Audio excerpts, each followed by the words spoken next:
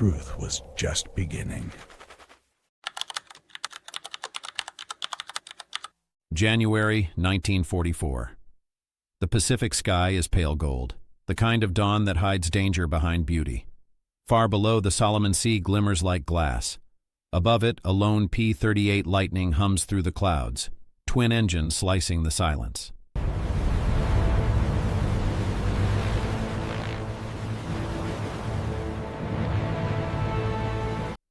Inside the cockpit, Captain Richard Bong checks his instruments. Fuel steady, guns armed, altitude perfect. There's no chatter on the radio now. Only the soft buzz of static and the faint hum of oxygen flow through his mask.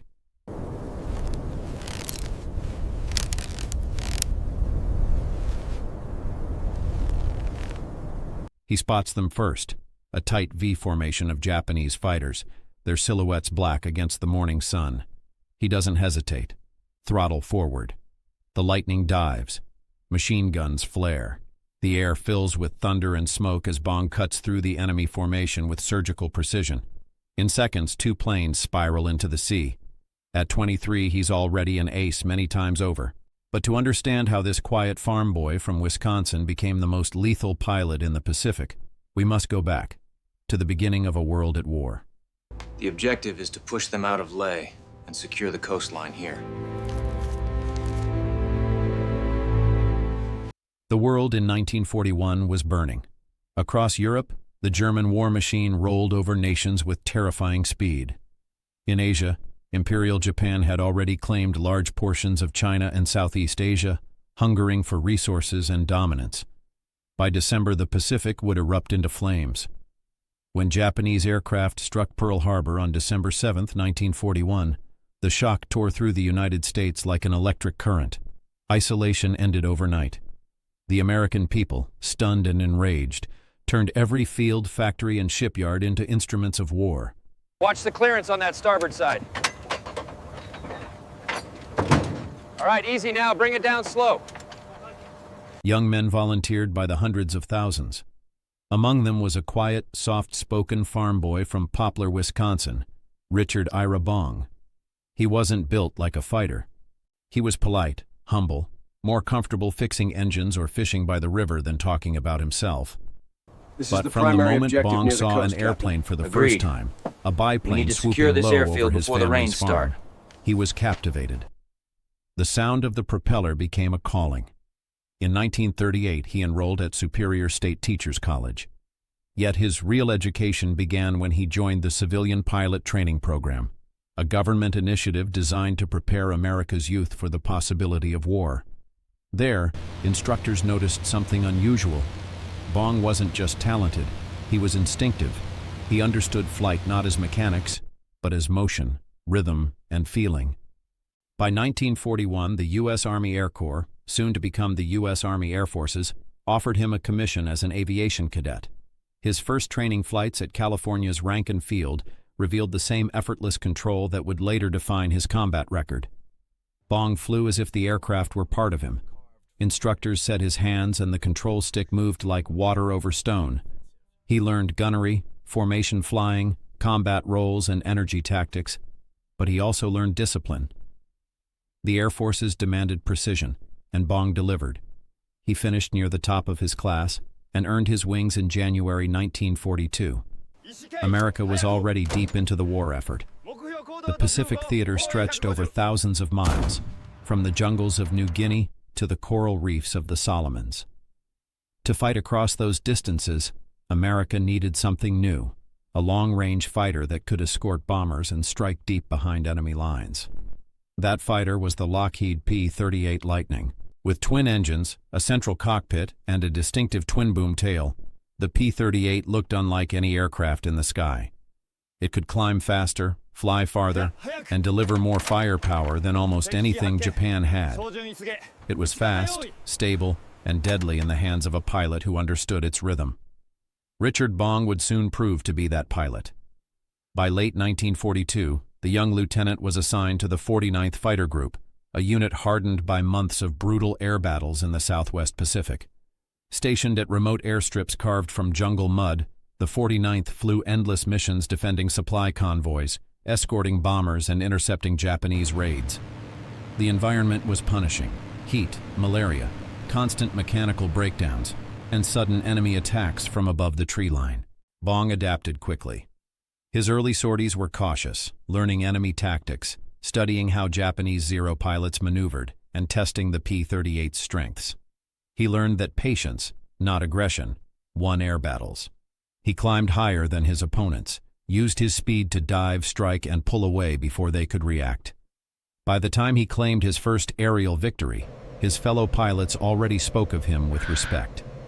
The farm boy from Wisconsin had become something rare, a pilot who mixed instinct with discipline, courage with calculation.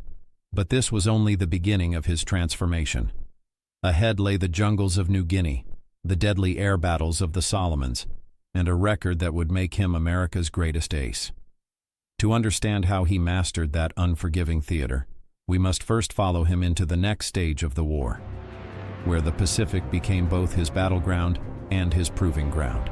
By early 1943, the skies over New Guinea had become some of the most dangerous in the world. Every mission meant humidity thick as smoke, rain that battered engines, and mountains that vanished inside clouds. Below, the jungle swallowed wrecks whole, Allied and Japanese alike. In that chaos, Lieutenant Richard Bong found his rhythm. The 49th Fighter Group operated out of primitive airstrips, little more than muddy runways carved from tropical swamps. Mechanics worked under canvas tarps. Pilots slept in tents that steamed with heat and insects. Supplies were scarce, and enemy air raids were constant. Yet even here, the American flyers carried a quiet confidence. The war had turned. Japan was on the defensive. The skies would be the next proving ground. Bong's first confirmed kills came during these months. He flew the P-38 Lightning, nicknamed Marge, after his fiancée back home, a personal touch that followed him into legend. On patrols, his style was unmistakable: steady, watchful, patient. He rarely chased recklessly or dived blindly into danger. Instead, he struck like a hunter. He would climb to the sun, wait for the right angle, and descend in silence, guns blazing only for a few precise seconds. Every pilot in the Pacific learned quickly. The Japanese A-6M0 was agile but fragile. It could outturn almost anything, but it couldn't take damage or dive fast. Bong used that weakness relentlessly. He stayed high, attacked from above, and never lingered in a turning fight. His philosophy was simple: hit hard, break away, survive. By the spring of 1943, Bong's name circulated across airfields as the quiet pilot who simply didn't miss. 5 victories made him an ace, 10 made him respected. Soon he was surpassing 20, an unheard-of number in the Pacific at the time. But while his score rose, Bong remained humble. In letters to Marge, he wrote more about the heat, the mosquitoes, and the food than about combat. Fellow pilots remembered him as smiling, helpful, and polite, even shy. He preferred repairing his aircraft to boasting in the mess hall. When a new pilot arrived, Bong would share tactics, teach formation awareness, and warn them never to underestimate the enemy. His calm confidence steadied younger men who feared their first fights. Behind those calm skies, however, the war was accelerating. Japan's air power was thinning, but its pilots were still lethal. The Imperial Japanese Army Air Service continued to launch bold attacks on Allied supply lines and bomber formations. Each engagement tested Bong's instincts further. In one mission over Buna, he single-handedly broke up a Japanese bomber escort, forcing multiple Zeros to disengage. His P-38 came back riddled with holes, but his precision had saved dozens of men on the ground. By mid-1943, Bong had become a symbol, not just of personal skill, but of America's growing dominance in the Pacific sky. His success inspired propaganda posters and news features, though Bong himself tried to avoid attention. To him, the goal was simple: bring his wingmen home alive. As the Allies advanced across the Pacific, new campaigns loomed: Bougainville, the Solomons, and later the Philippines. Bong's unit moved forward with each step, their airfields following the tide of war. More kills came, more missions, more exhaustion. His legend grew, but so did the burden that came with it. By late 1943, Richard Bong was no longer just a pilot. He was becoming an icon, the embodiment of American air power in the Pacific. But Bong himself never saw it that way. He was still the boy from Wisconsin who loved the sound of engines and the open sky. Yet, behind his calm demeanor, something deeper was forming, a sense of duty that would drive him beyond survival, beyond caution, into history itself. To understand what truly made Bong different, not just a great pilot, but the defining ace of the Pacific, we must look at the forces that shaped him. His humanity, his tactics, his machine, and the enemies who faced him. Bong was a contradiction, the nation's deadliest fighter pilot, yet one of its most unassuming men. He didn't look the part, calm eyes, a quiet smile, and a voice that rarely rose above polite conversation. In the rough world of fighter squadrons, where bravado often filled the air as thick as the smell of oil and fuel, Bong stood apart. He didn't boast about kills, didn't seek glory, and rarely spoke of fear. Those who flew with him remembered something deeper: presence. In the air, his calmness radiated through the radio. Even in a dogfight, when the sky erupted with tracers and smoke, Bong's voice stayed steady, precise, measured. He wasn't fearless. He was composed. He believed control, not emotion, won battles. Off-duty, he wrote simple letters home to Marjorie "Marge" Fattendal, the young woman whose photograph he taped to his instrument panel. The P-38 he named after her, Marge, became his constant companion. Her image reminded him why he fought and what waited beyond the clouds. To his men, Bong was both mentor and mystery. He'd quietly fix a jammed gun or offer tactical advice, then vanish to his tent with a book or a radio. When the base commander once caught him flying low over a nearby town, buzzing rooftops and power lines, it wasn't arrogance, just youthful joy. General George C. Kenney, head of the 5th Air Force, famously forgave him, saying, "I'd rather have a man like that fighting the Japanese than worrying about altitude restrictions."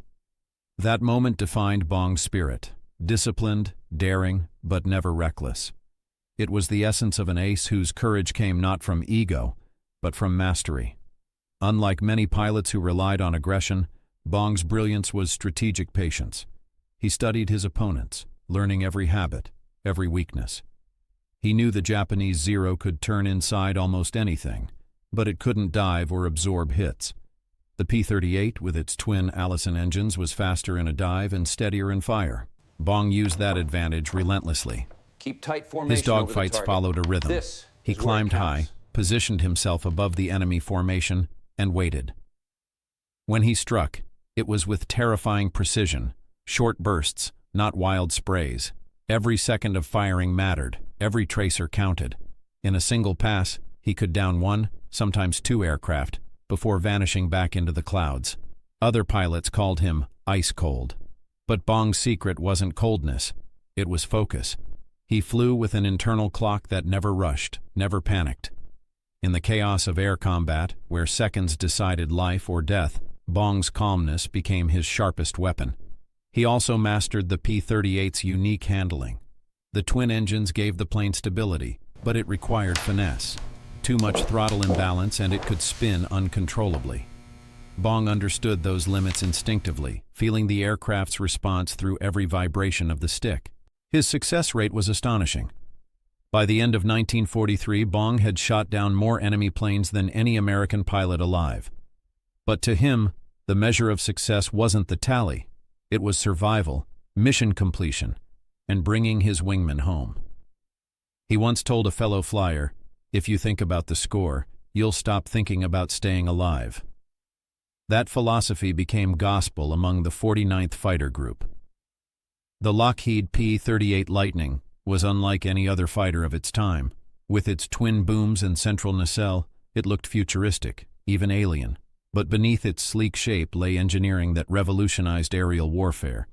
Each P-38 was powered by two Allison V-1710 engines, delivering over 1,400 horsepower each. It could reach speeds above 400 miles per hour and climb to altitudes beyond 40,000 feet. For the Pacific, where distances between islands were vast, this range was essential. Its 4.50 caliber machine guns and 120mm cannon, all mounted in the nose, created a concentrated field of fire. Unlike wing-mounted guns, which converged at a fixed distance, the Lightning's nose guns hit exactly where the pilot aimed, making it perfect for precision shooters like Bong. But the Lightning had its challenges. compressibility at high speeds, heavy control forces, and engine reliability issues in tropical climates.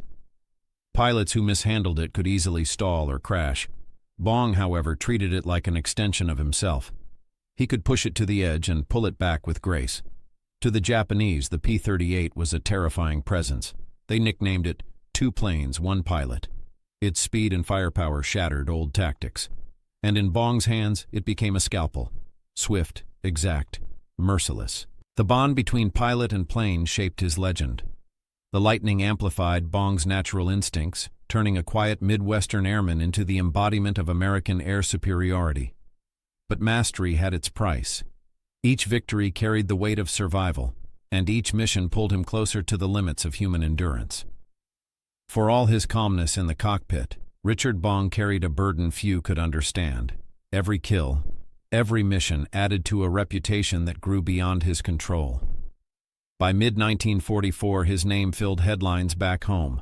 Bong bags another 0. Ace of Aces leads the Pacific Charge.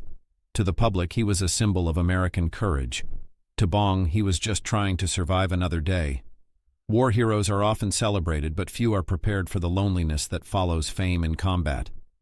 Bong's friends noticed it in the quiet moments, when he'd sit apart from the group, staring at the horizon, lost in thought. Behind the gentle smile was fatigue, not from flying, but from knowing that each mission carried expectations. When you become the ace, you stop being just another pilot. You become the standard.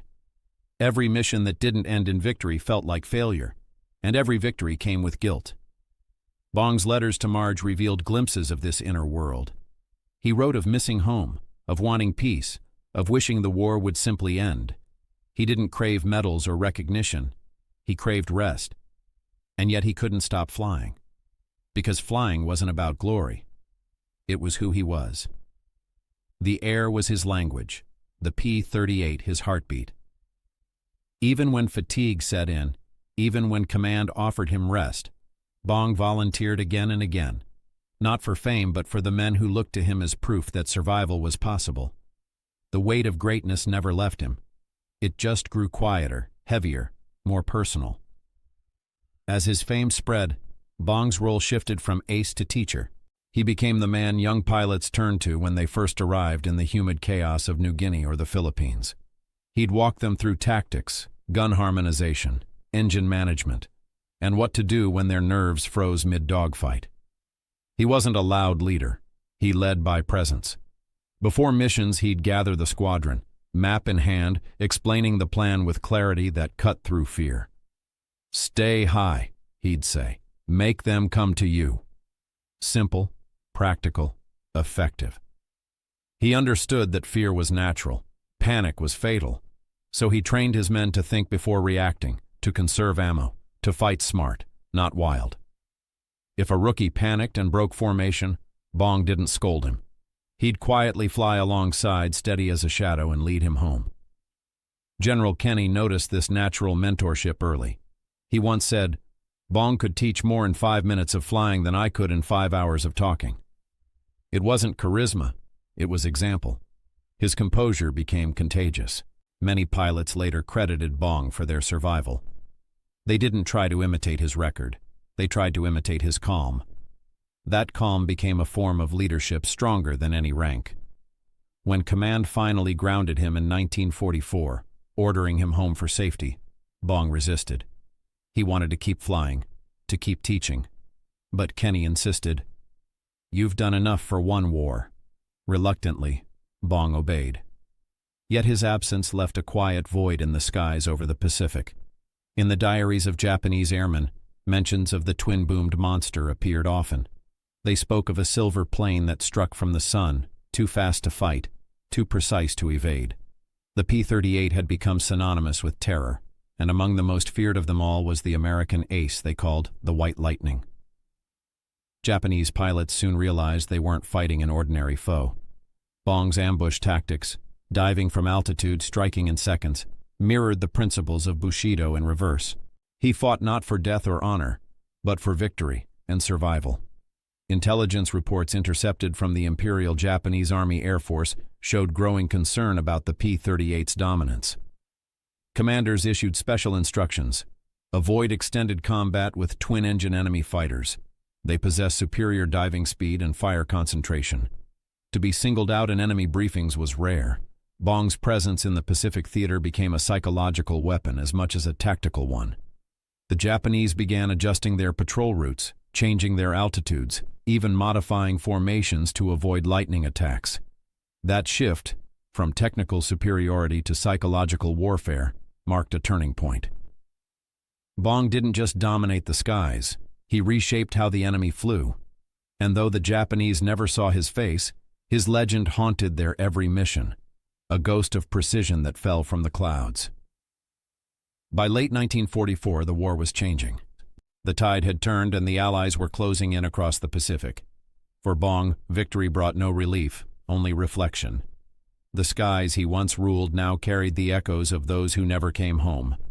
And soon, fate would demand one last chapter in the life of America's greatest ace, not in combat, but in the calm after war's storm.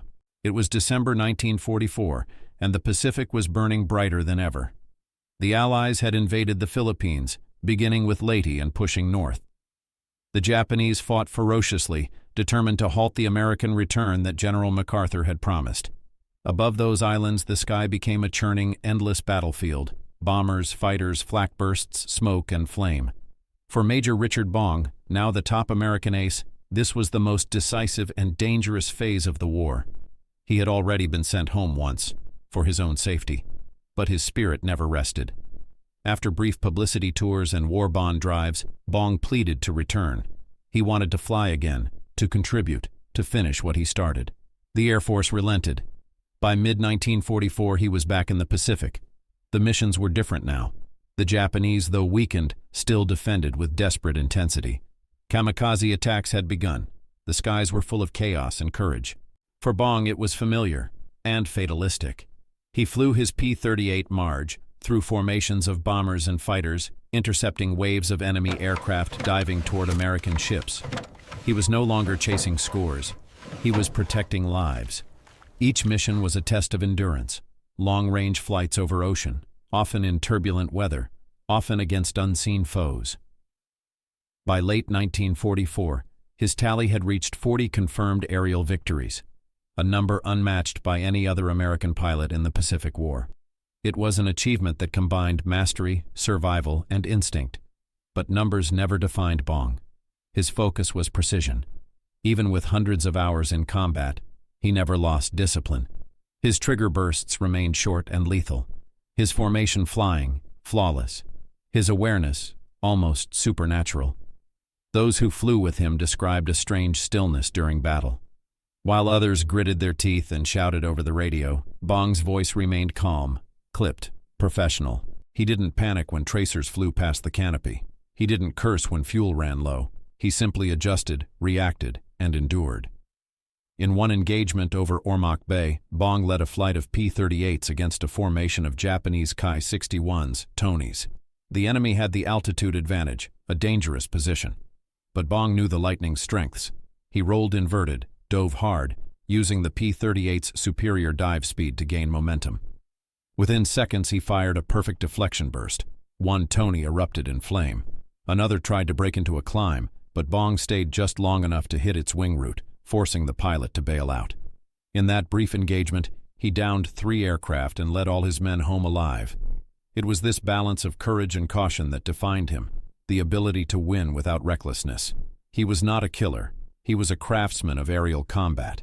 As his fame spread further, Bong's commanding officer, General George C. Kenney, finally made the decision. Bong was too valuable to lose. He was ordered to stop combat missions permanently.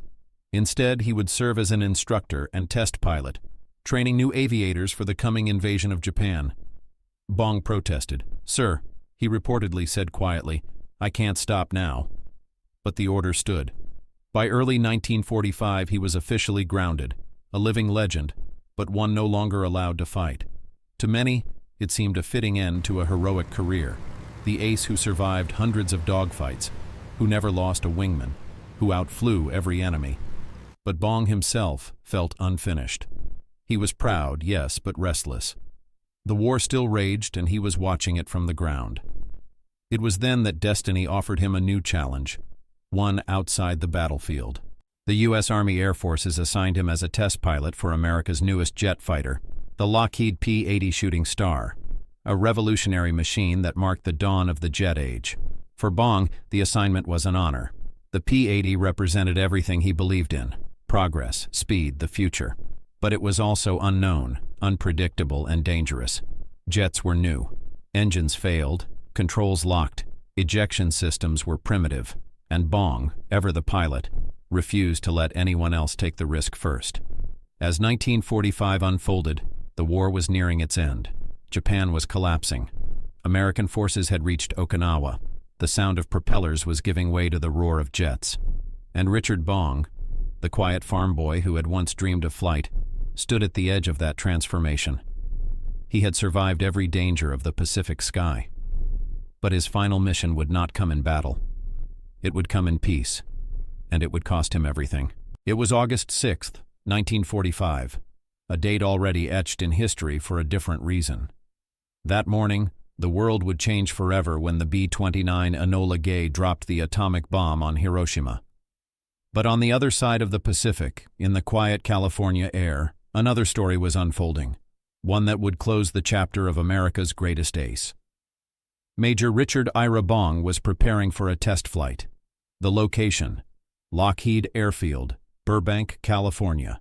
The aircraft, the P-80A Shooting Star, America's first operational jet fighter.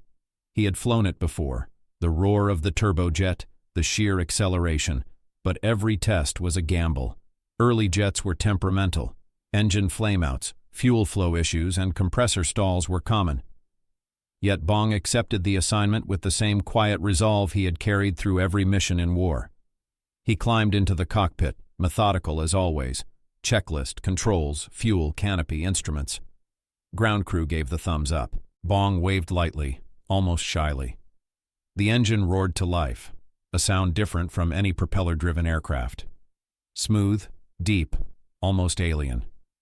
At 10:30 a.m., the P-80 took off cleanly.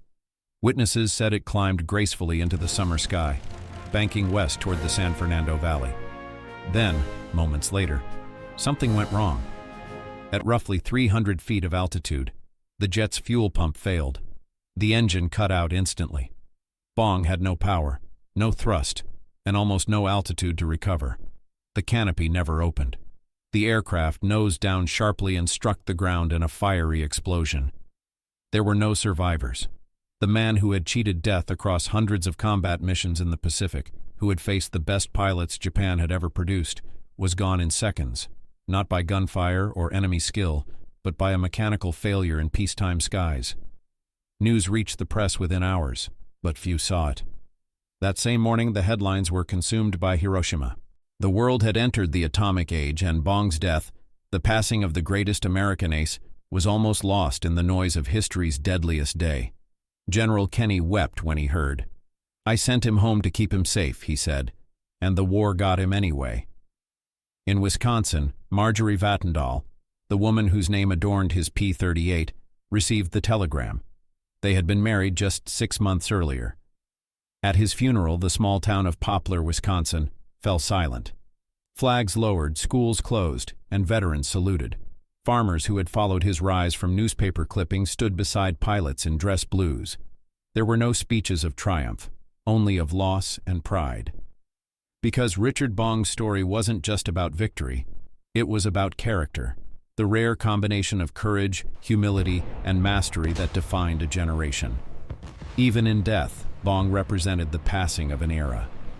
The propeller fighter ace, the knight of the skies, was giving way to a new kind of war, one of machines and power beyond imagination. In that sense, his final flight symbolized something larger, the end of the human age of dogfighting, replaced by technology's relentless march. Bong never lived to see peace officially declared, but his legacy endured, not in numbers or records, but in spirit. Every pilot who climbed into a jet cockpit after 1945 owed something to men like him, those who had written the first laws of survival in the air. When historians look back on the Pacific War, they see strategy, battles, ships, and maps. But behind every turning point was a a steady hand guiding a fragile machine through chaos. Richard Bong's hands guided the Lightning through 200 missions, 40 kills, and countless escapes. His calmness under pressure became a blueprint for every fighter pilot who followed. He never saw himself as a legend, and that was precisely what made him one. As America celebrated victory in the Pacific, his photograph hung in small-town diners, air bases, and classrooms. Beneath it, a simple caption read, "Major Richard Bong, America's Ace of Aces." He didn't live to see how many lives his courage had touched, but perhaps that's how he would have wanted it, quietly, humbly. His story carried not by fame, but by flight. In the months that followed Bong's death, America stood at a crossroads between war and peace. The Pacific was silent now. Japan had surrendered. The once roaring skies that had echoed with the sounds of P-38s and Zeros were calm, filled only with the hum of returning transports. For many, victory was relief. For others, it was reflection. And for those who had fought beside Bong, it was the beginning of absence. An empty chair in the ready room, a missing voice on the radio. At Poplar, Wisconsin, his hometown of fewer than 500 people, life paused. The Bong family received letters from generals, pilots, and strangers. General George Kenney wrote that no pilot had ever flown with more coolness, skill, and courage. Airmen who had once shared airstrips in the steaming jungles of New Guinea sent photographs, grainy black and white prints of Bong smiling under the wing of Marge. The government awarded him the Medal of Honor posthumously. President Franklin D. Roosevelt had approved it before Bong's death, but the ceremony now carried a weight that no medal could lift. Marge accepted it on his behalf, her hands trembling as the ribbon was placed in her palm. The citation read, in part, "For conspicuous gallantry and intrepidity in action above and beyond the call of duty." Major Bong voluntarily engaged the enemy, destroying enemy aircraft with remarkable efficiency and leadership. It was the highest recognition a soldier could receive. Yet those who knew Bong best said he would have simply smiled and returned to the hangar. In military circles, his tactics were dissected and studied. Training manuals highlighted his use of vertical advantage, patience, and precision fire. Flight instructors spoke his name not as myth, but as method. To them, Richard Bong wasn't a story. He was a standard. Across the Pacific, Japanese pilots who had survived the war also remembered the P-38, the silver twin-engine Predator that had changed the air war's balance. In post-war memoirs, some acknowledged respect for Bong's skill, admiring the discipline of an opponent who never wasted motion. War, after all, often forges respect between enemies who never speak. The people of Wisconsin built something tangible to preserve that memory. In Superior, just miles from his hometown, they established the Richard Bong Veterans Historical Center, part museum, part shrine. Inside stands a restored P-38 Lightning gleaming under soft lights. Visitors walk around it quietly, reading plaques, touching glass, watching grainy combat footage. Children point at the twin tails. Veterans stand silently beside them, remembering what those wings once meant. Outside, near the highway, a simple sign reads, "Home of Major Richard Bong, America's Ace of Aces." It's a reminder that the war's greatest pilots didn't come from cities or wealth. They came from farms, small towns, and skies that seemed too big for their beginnings. The Air Force itself evolved rapidly after Bong's time. Jets replaced propellers. Combat tactics shifted from turning duels to radar-guided strikes. But the spirit of the early fighter pilots, their independence, discipline, and courage, remained embedded in every generation that followed. For Bong's comrades who survived the war, peace was bittersweet. They celebrated victory, yes, but they also carried the unspoken truth that their greatest pilot had not lived to see it. His death, in a way, marked the end of the propeller age and the beginning of the jet era he helped usher in. His story reminded the Air Force of a lesson easily forgotten in technological progress. Machines change, but the human behind the controls defines victory. In the years that followed, Richard Bong's name became part of the quiet heritage of American aviation. Not a headline, but a heartbeat. Every generation of pilots who earned their wings learned about the soft-spoken ace from Wisconsin. He wasn't remembered for bravado or spectacle, but for something rarer: composure. In flight schools from Randolph Field to Luke Air Force Base, Instructors told new aviators about Bong's calm radio voice in the middle of chaos.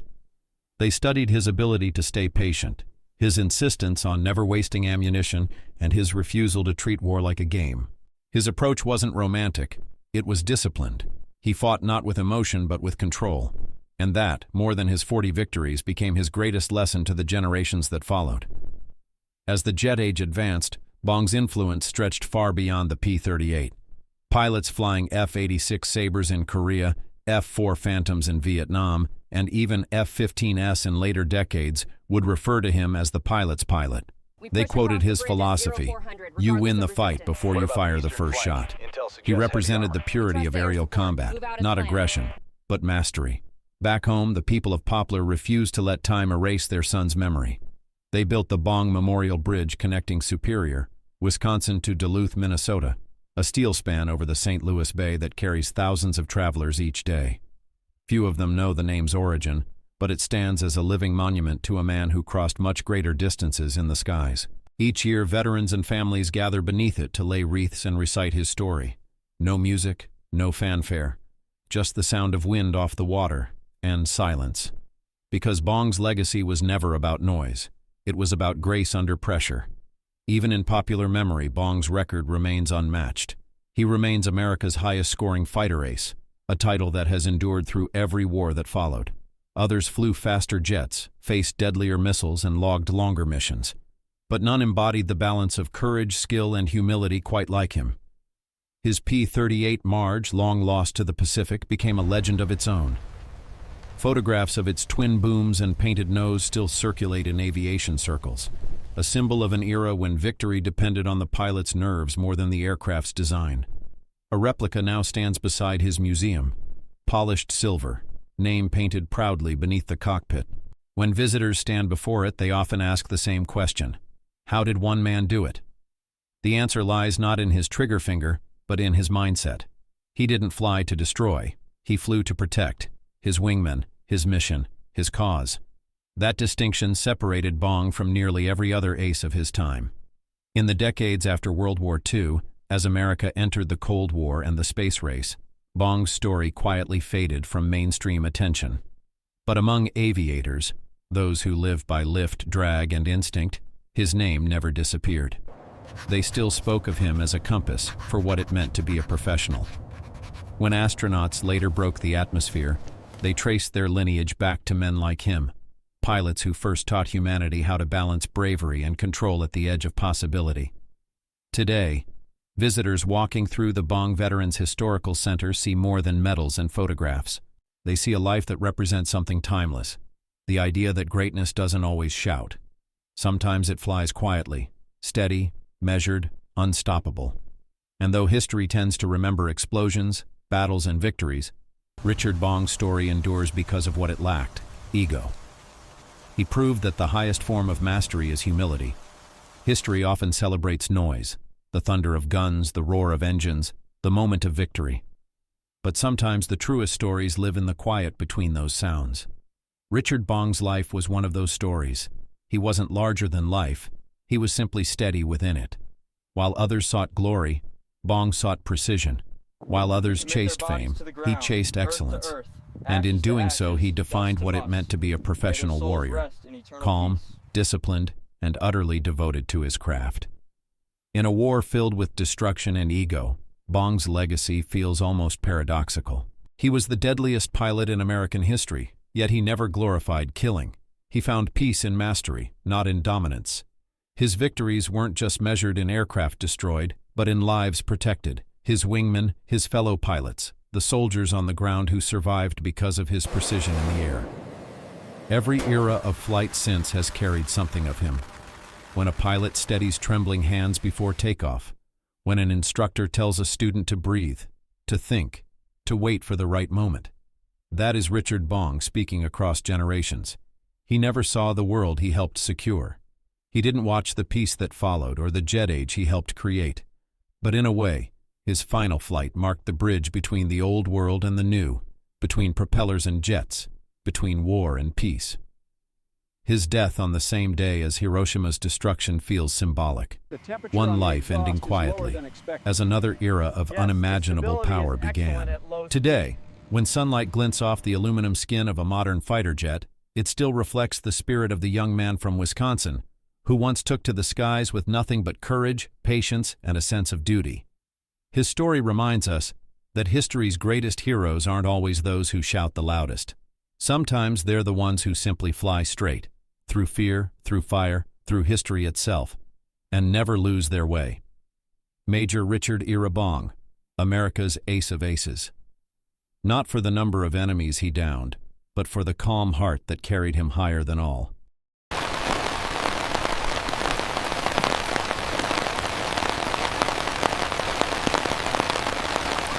Look at that, the Medal of Honor. He got all those before he was shot down. Incredible.